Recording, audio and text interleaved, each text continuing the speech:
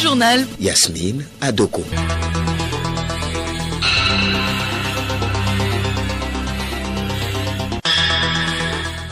Madame, Monsieur, bonjour. Les titres de ce journal. Un organe pour impliquer davantage la diaspora dans le développement du Togo.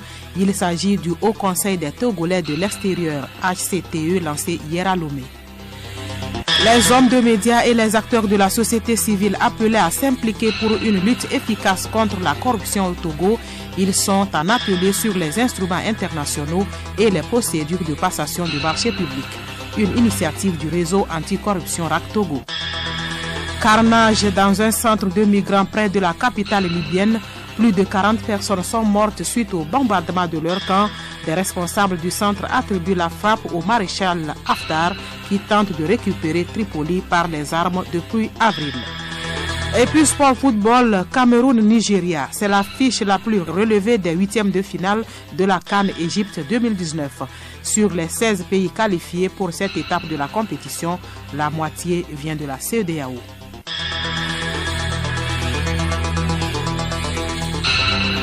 Radio Lomé. radiolomé.tg.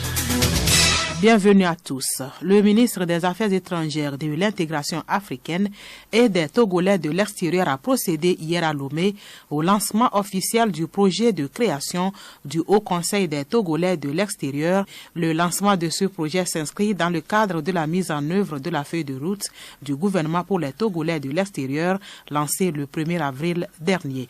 Arthur Tchamdia, Hortense Djoua. À travers le Haut Conseil des Togolais de l'extérieur, le gouvernement entend créer les conditions d'une implication plus inclusive de la diaspora togolaise dans le processus du développement du Togo. Il sera également question pour le Conseil d'être une plateforme permanente d'échange et d'initiative en vue de créer une synergie d'action entre les Togolais de l'extérieur, leur gouvernement et leurs concitoyens vivant au pays. Robert Doucet, ministre des Affaires étrangères. Le Haut Conseil des Togolais de l'extérieur est un projet qui traduit l'ambition du président de la République de travailler, comme nous disons souvent en Afrique, la main dans la main avec nos compatriotes qui vivent en dehors de notre frontière. La création du Haut Conseil des Togolais de l'extérieur va matérialiser une vision importante du gouvernement qui est celle de fédérer toutes les associations de la diaspora togolaise dans le monde dans une forme d'institution afin d'accroître leur capacité d'action en direction et au service de notre pays.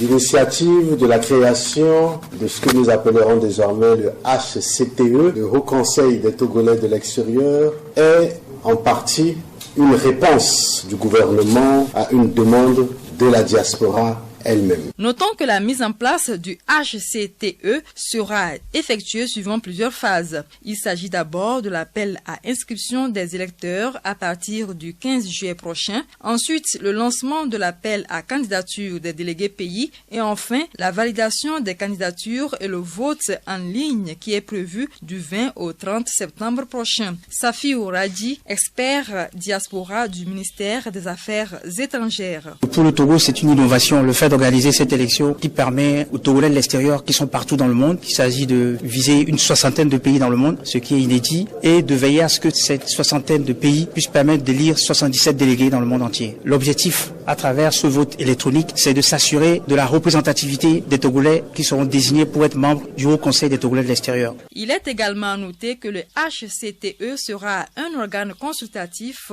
de statut associatif, non discriminatoire, à but non lucratif et ne sera affilié à aucune obédience confessionnelle, philosophique ou politique. Autre chose en page nationale, la société civile se met aux côtés du gouvernement pour lutter contre la corruption au Togo. Le réseau anticorruption RAC forme ses membres sur le contenu des instruments internationaux de lutte contre le fléau. Réunis en atelier depuis ce matin à Lomé, les participants vont réfléchir aussi aux procédures de passation de marché public. Gabriel Aïna. La corruption n'épargne aucun pays au monde. C'est un fléau qui gangrène l'économie des États. Le Togo, à l'instar des autres pays, est aussi touché par le phénomène. Le gouvernement, à travers plusieurs initiatives, lutte contre la corruption. C'est dans ce sens plutôt qu'il a ratifié plusieurs tests internationaux en la matière. Pour accompagner les autorités togolaises, il s'avère nécessaire que tous les acteurs soient au même niveau d'information pour une synergie d'action. Les acteurs de la société civile sont donc réunis en un atelier de 2 jours à l'initiative du réseau anticorruption Togo. Dr Fabrice Ebé, président du conseil d'administration du réseau.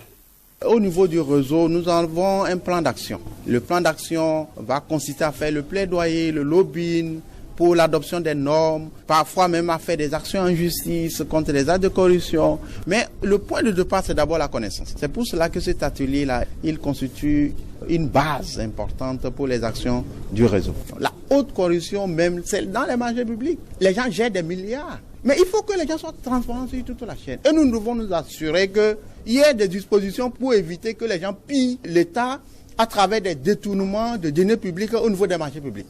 L'initiative est appuyée par la Haute Autorité de la Prévention et de lutte contre la corruption et les infractions assimilées à Pulsia et l'Union européenne. Bruno Rances, chargé d'affaires à la délégation de l'UE au Togo.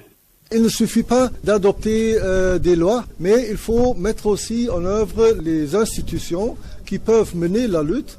Il faut avoir une société civile vigilante. Il faut les parlementaires vigilants qui contrôlent aussi l'action du gouvernement. Donc tout ça, ça forme un tout et il faut le travailler au quotidien. C'est tous les jours qu'il faut lutter contre la corruption. Les organisateurs de cet atelier souhaitent que les travaux de la rencontre contribuent à terme à placer le Togo dans le top 10 en matière de bonne gouvernance dans les jours à venir. Le journal Yasmine Adoko. À l'étranger, nouveau drame en Libye, une frappe aérienne a touché hier un centre de migrants en banlieue de Tripoli. Attribué aux forces du maréchal Khalifa Haftar, le bilan de cette frappe aérienne fait état de plus de 40 morts, un bilan qui pourrait s'alourdir. Angèle Otonji. Tout à fait, c'est un bilan préliminaire qui pourrait s'aggraver selon Osama Ali, le porte-parole des services de secours. Selon lui, 120 migrants étaient détenus dans le hangar, touchés de plein fouet par la frappe. Au moins 70 migrants ont été également blessés dans l'attaque. Dans un communiqué, le gouvernement d'union nationale basé à Tripoli et reconnu par la communauté internationale a dénoncé un crime odieux. Il a attribué l'attaque au criminel de guerre Khalifa Haftar, l'homme fort de l'Est libyen qui mène une offensive depuis début avril pour s'emparer de la capitale. Des médias pro-Haftar ont de leur côté fait état mardi soir d'une série de raids aériens à Tripoli et Tadjoura, localité qui compte plusieurs sites militaires appartenant aux groupes armés pro-gouvernement d'union nationale. Elles sont régulièrement la cible de raids aériens des forces du maréchal Haftar. La mission d'appui de l'ONU dans le pays a pour sa part exprimé maintes fois son inquiétude sur le sort d'environ 3500 migrants et réfugiés en danger dans des centres de détention situés près de zones d'affrontement. Les plaidoiries se poursuivent dans le procès du putsch manqué de 2015 au Burkina Faso. Hier, 8 accusés ont demandé la clémence du tribunal. Leur avocat avait plaidé l'acquittement et la relaxe pour ses clients. Selon lui, les accusés n'auraient fait qu'obéir aux ordres. En Côte d'Ivoire, l'ex-maire du plateau, Noël Akossi Benjo, est condamné à 20 ans de prison ferme, ainsi qu'à 15 millions d'euros d'amende et 5 ans de privation de droit. Il était poursuivi pour détournement de fonds publics, de faux, usage de faux et blanchiment. Noël Akossi Benjo, cadre du PDCI, vit en exil à Paris. Il avait été révoqué de ses fonctions il y a près d'1 an. Le condamné parle d'une parodie de justice et estime que l'objectif de ce verdict est clair, à savoir fragiliser le PDCI et son président Arikona Bédié. Les 28 chefs d'État et de gouvernement de l'Union européenne sont tombés d'accord hier sur leur nouvelle équipe dirigeante, des noms désormais suspendus au vote du Parlement ce mercredi. Nous retrouvons Hortense Djoua. La commission d'enquête de l'ONU sur le Burundi constate un rétrécissement de l'espace démocratique et une intensification de la restriction des libertés publiques ces derniers mois dans le pays. Elle évoque des exécutions sommaires, des disparitions, des arrestations et des détentions arbitraires, ainsi que des cas de torture, des violences sexuelles et des restrictions des libertés publiques. Elle a partagé hier ses observations sur l'évolution de la situation des droits humains devant le Conseil des droits de l'homme réuni à Genève. Le président de la commission appelle la communauté internationale à la vigilance à l'approche des élections de 2020. Hortense Djoua qui nous parlait du Burundi où des violations des droits de l'homme ont été constatées par une mission de l'Union européenne. Nous parlions donc des 8 chefs d'État et de gouvernement de l'UE qui sont tombés d'accord hier sur leur nouvelle équipe dirigeante.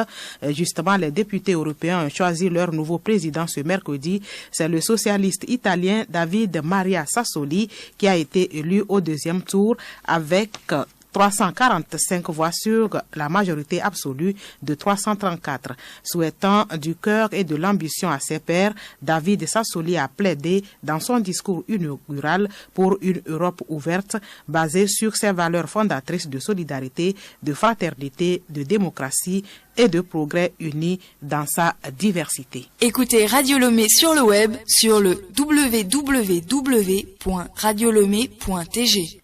Le Togo se prépare pour le deuxième tour des journées de santé de l'enfant JSE qui se dérouleront du 4 au 7 juillet prochain. Toutes les régions sont concernées sauf la région maritime qui a un autre programme d'intervention. Les enfants de 0 à moins de 5 ans seront vaccinés, supplémentés en vitamine A et déparasités à l'albendazole. Alice Berthe Barandao dans Magazine Santé Plus. Les nutriments sont essentiels à la survie et à la croissance des enfants, et plus particulièrement, la supplémentation de vitamine A est prouvée être un contributeur important à la réduction de la mortalité au sein des jeunes enfants. Sur la base de cette évidence, le Togo a initié et mène depuis quelques années les journées de santé de l'enfant JSE pour rattraper les enfants perdus de vue en vaccination. Dr Nayo José Apetiani, directrice régionale de la santé Lomé. Nous avons remarqué que les couvertures en routine ne sont pas atteintes. Ça veut dire les activités qui se réalisent dans les formations sanitaires ne sont pas atteintes et il va falloir adopter d'autres stratégies pour amener les enfants à la vaccination et à la supplémentation. Docteur José Apetiani, quelle est la vraie cible et quelle est la tranche d'âge qui vont bénéficier de ces traitements de masse? Nous allons administrer de la vitamine A aux enfants de 6 à 59 mois, de l'albendazole pour le déparasitage contre les vers intestinaux chez les enfants de 12 à 59 mois et vacciner les enfants de 0 à 23 mois sous forme de récupération, de rattrapage. Et les femmes enceintes aussi, elles seront également rattrapées en vaccination contre le tétanos associé au vaccin contre la diphtérie. Alors, quelles sont les stratégies développées pour atteindre une grande couche vaccinale des enfants? Nous utilisons plusieurs stratégies. Des stratégies fixes. Les prestataires restent au niveau des formations sanitaires ou bien au niveau des marchés, des places publiques et attendent la sortie des enfants, que les mamans arrivent avec les enfants. Est-ce qu'il y a une mesure particulière pour la région Lomé commune qui est tellement dense et cosmopolite? Au premier tour, on n'a pas eu assez de résultats. Maintenant, nous allons aller de proche à proche. Arriver sur un lieu, nous allons demander aux volontaires de rentrer dans les ménages pour faire sortir les cibles et venir nous rencontrer là où l'équipe est installée. Parents et tuteurs d'enfants, faites sortir les enfants pour bénéficier gratuitement des interventions sanitaires qui auront lieu du 4 au 7 juillet prochain. N'oubliez pas de tenir vos carnets de vaccination.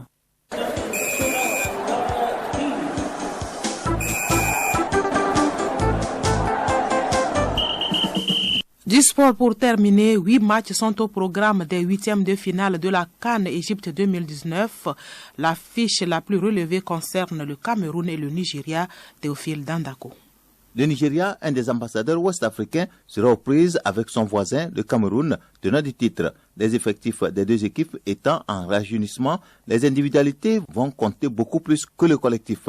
Cette affiche est au programme samedi à partir de 16h à Alexandrie. Auparavant, Et dès vendredi déjà, le Bénin, invité surprise de ces huitièmes de finale, sera face au Maroc. Si l'affiche semble déséquilibrée sur papier et en faveur du Maroc, le poids des deux entraîneurs pèse lourd sur la confrontation. En effet, Hervé Renard, champion 2015 avec la Côte d'Ivoire, va se mesurer à Michel Dussier, longtemps entraîneur en Afrique, passant notamment par la Guinée. Le parcours des écureuils en match de qualification, éliminant le Togo et la Gambie, en dit long. Les autres rencontres ont lieu dimanche et lundi. À ce titre, la Guinée s'oppose à l'Algérie, le Mali et la Côte d'Ivoire s'affrontent lundi à 16h et à 19h, le Ghana sera face à la Tunisie. Mondial 2019 de football féminin, les États-Unis sont qualifiés pour la finale en battant hier l'Angleterre par 2-1. Pour ce qui est de la Coupe d'Amérique, le Brésil, pays hôte, est en finale grâce à son succès 2-1 sur l'Argentine.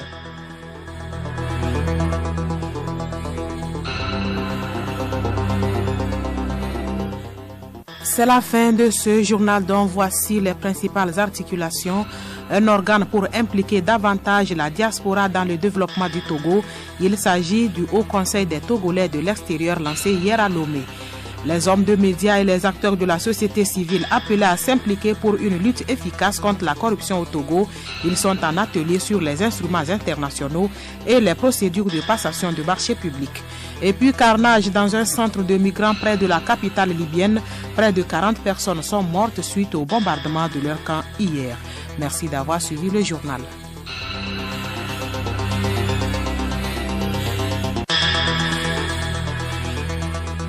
Radio Lomé. Radio Lomé, boîte postale 434, email radiolomé@radiolomé.tg. radiolomé.tg